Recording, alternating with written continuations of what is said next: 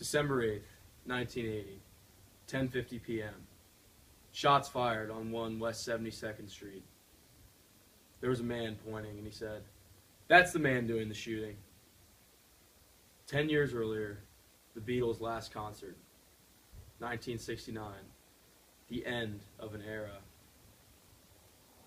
John Lennon was such a powerful man, the president himself, Richard Nixon, refused to give him a green card because he was quoted as saying, "This is the kind of guy that could persuade an election." At that time, in 1980, arguably the greatest singer of all time was killed. John Lennon was a man for the people, but just before his death, he had finally found peace with himself. The crosswalk in front of Abbey Road, one of the most iconic places of all time. Beatlemania, over 50 years ago, was one of the most controversial times in the era. Imagine was the #1 hit, and John Lennon was quoted as saying, "I don't know what will go first, rock and roll or Christianity."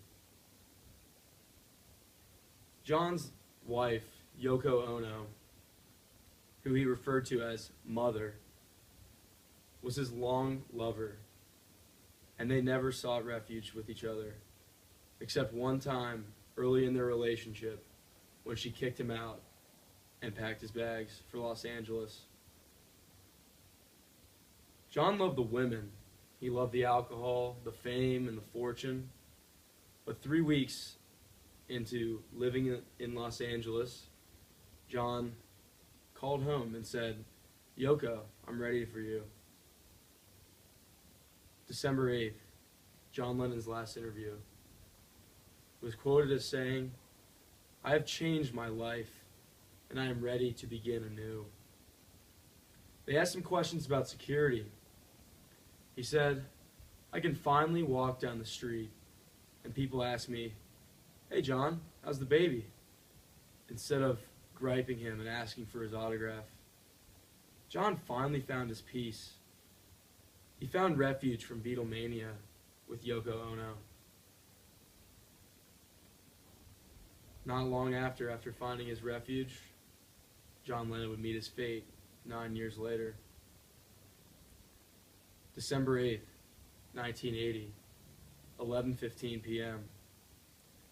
Imagine played on the radio as the world mourned the death of the man who was more popular than Jesus is now.